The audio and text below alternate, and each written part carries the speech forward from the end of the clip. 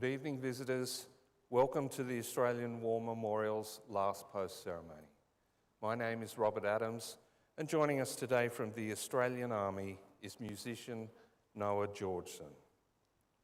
Today we mark the 111th anniversary of the August offensive on Gallipoli.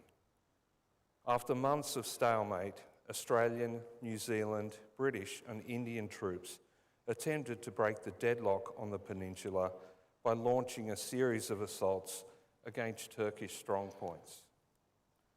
The battles that followed were the largest and most costly of the Gallipoli campaign. They ended in heartbreaking failure and produced heavy losses on both sides. Many sites of the bloody struggle, Lone Pine, the Neck, Chunuk Bair and Hill 60 became familiar names in Australia and New Zealand.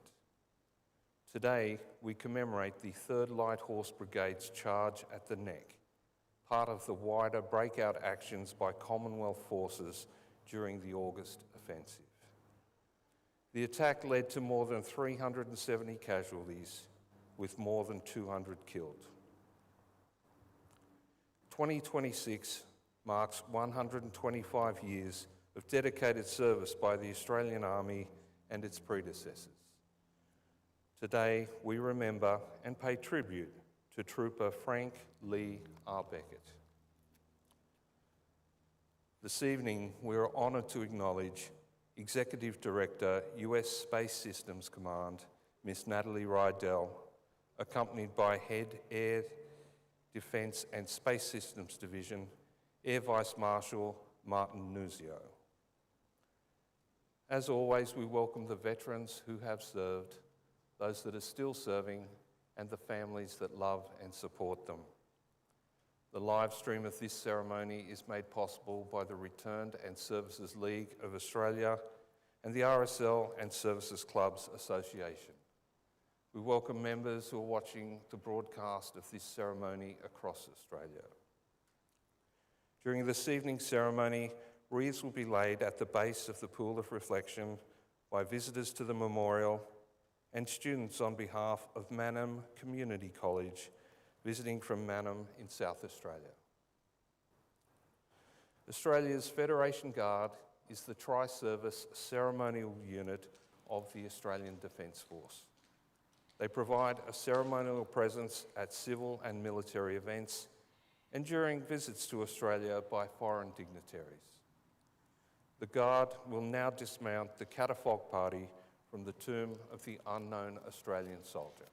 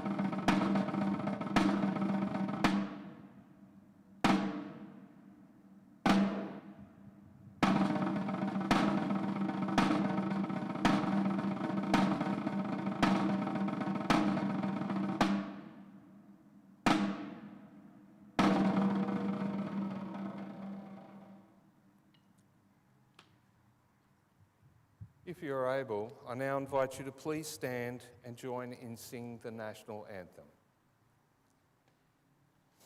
Canberra Party, attention! Canberra Party presents out!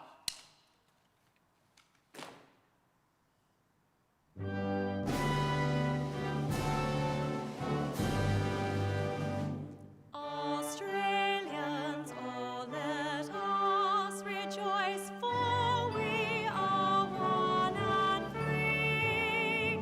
With golden soil and wealth for toil, our home is got by sea. Our land abounds in nature's gifts of beauty, rich and rare. In history's page, let every stage advance Australia fair. In joyful strains, then let us sing, advance Australia fair.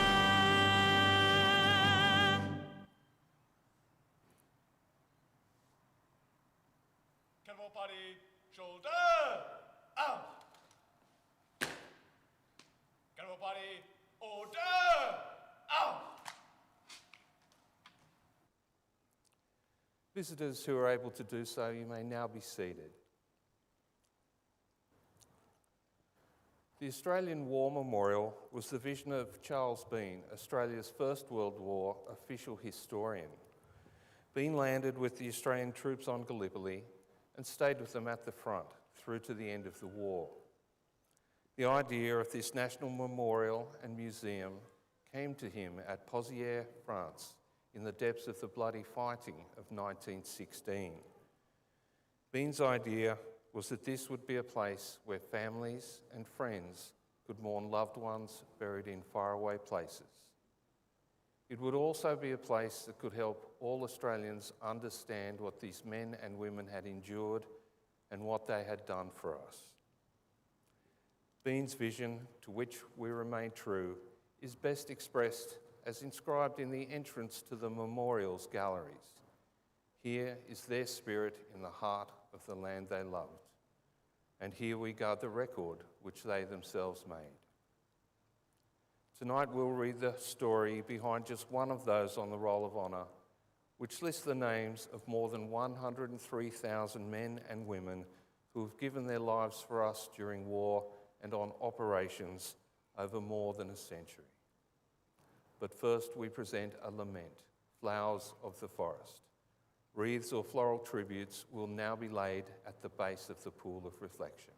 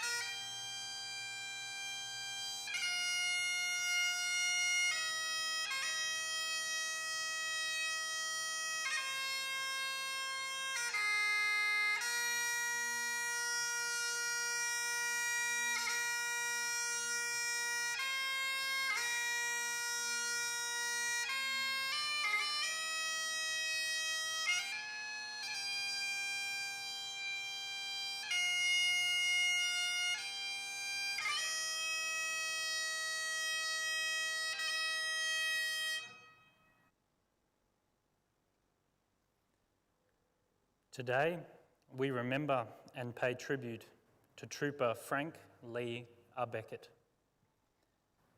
Frank Leigh Abeckett was born in August 1884 to Jane and Edward Abeckett at Beaconsfield Upper, a small town east of Melbourne.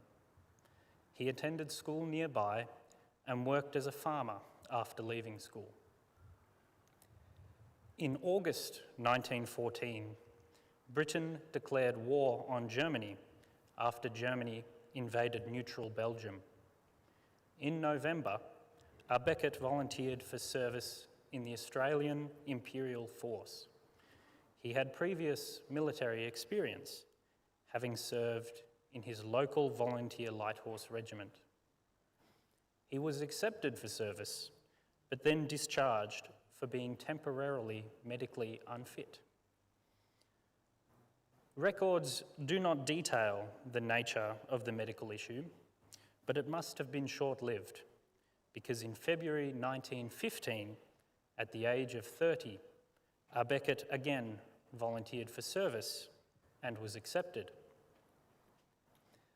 After a brief period of training at Broadmeadows Army Camp, he departed Melbourne on board the transport ship Runic. He arrived in Egypt and continued training in the large army camps there. In Egypt, Abeckett joined his unit, the 8th Australian Light Horse Regiment.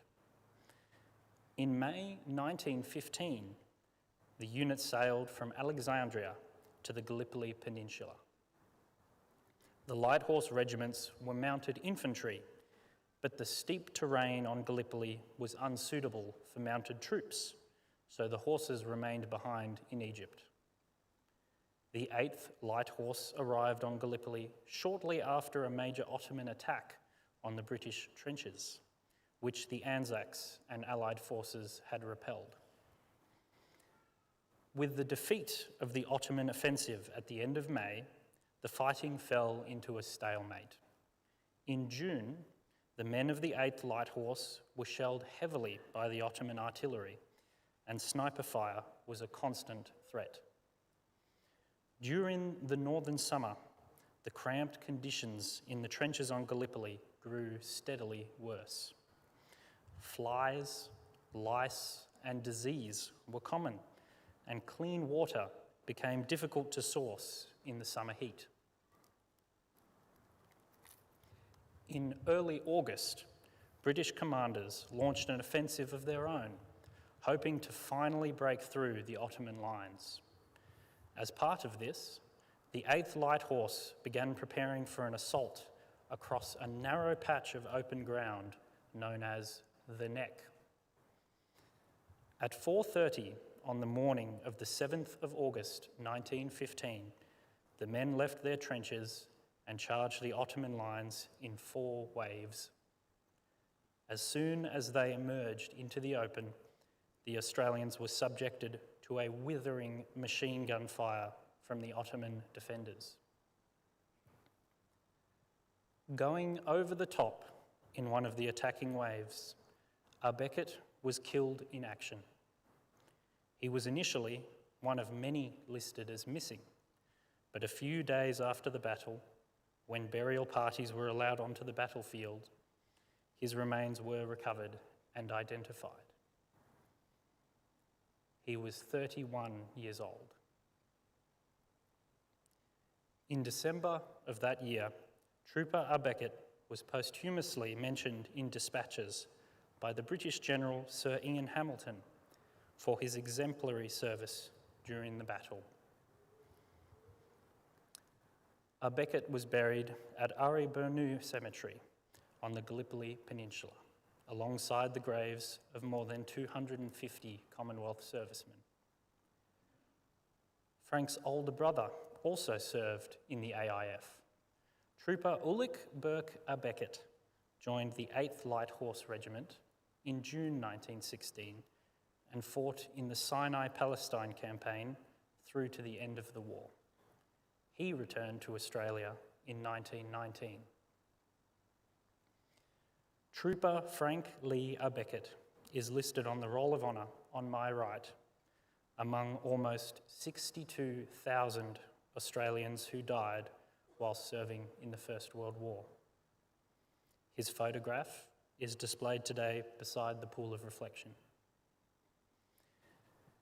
This is but one of the many stories of service and sacrifice told here at the Australian War Memorial. We now remember Trooper Frank Leigh Abeckett, who gave his life for us, for our freedoms, and in the hopes of a better world.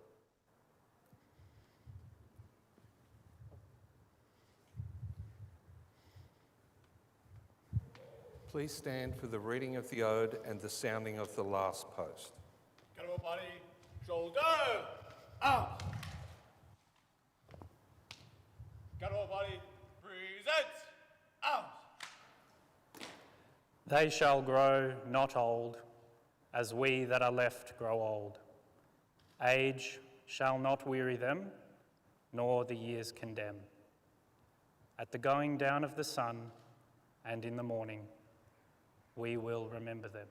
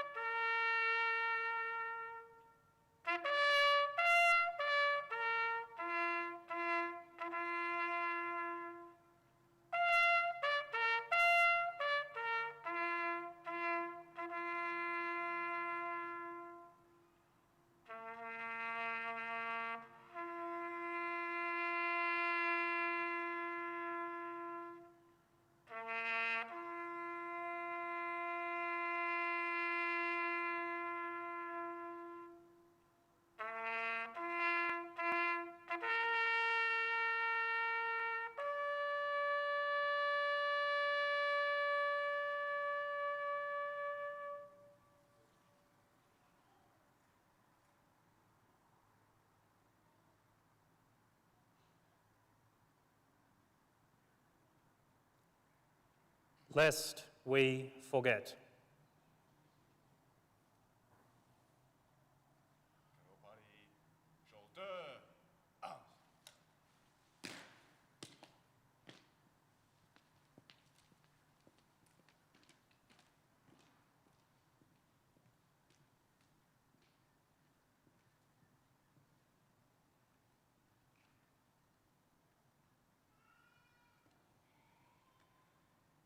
Get over body, inwards, turn. Get over body, hook, march.